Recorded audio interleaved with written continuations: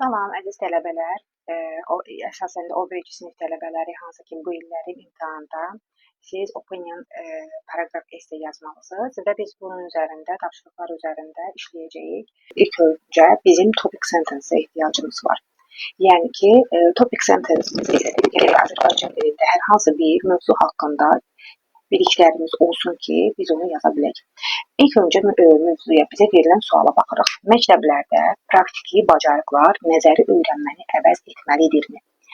Biz ilk öncə gəlin bunu ingiliscəyə tərcümə edək. Praktiki bacarıqlar practical skills-dir də, əvəz etmək isə replace-dir. İndi biz belə yazmalıyıq. Should. Təbii ki, bu sual sizə ingiliscə veriləcək imtahan vaxtında.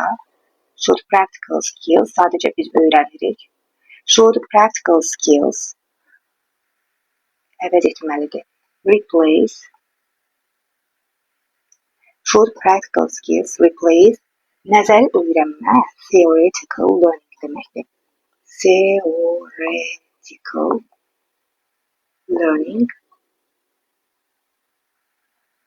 in schools. Məktəblərdə in schools.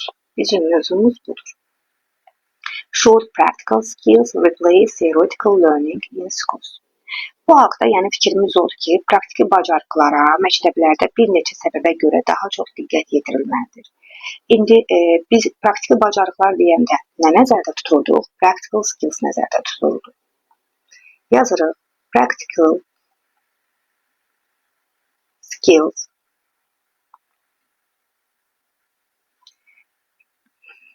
məktəblərdə bir neçə səbəblərə görə daha çox diqqət yetirilməlidir. Yəni, bu hansısa ki, sanki bir advise edirsən, məsləhət verirsən, onda biz onu should-la veririk. Və cümləmiz should be given olacaq. Niyə? Çünki yetirilməlidir. Biz məhsul növdə qoymalıyıq biz bunu. Should be given, practical skills should be given, yes. Daha çox diqqət. Daha çox nə idi? More attention idi. More attention qaydamızda nə idi? Hansı dərəcə idi? Müqayisə dərəcəsi idi. İngilis dilində nisbətən müqayisə dərəcəsi idi. In məktəblərdə. Məktəblərdə deyirik in school. In schools. Bir neçə səbəbə görə for several reasons deyirik. Demək bizim several reasons. Demək bizim nə hazır oldu? Bizim topic sentence'imiz hazır oldu.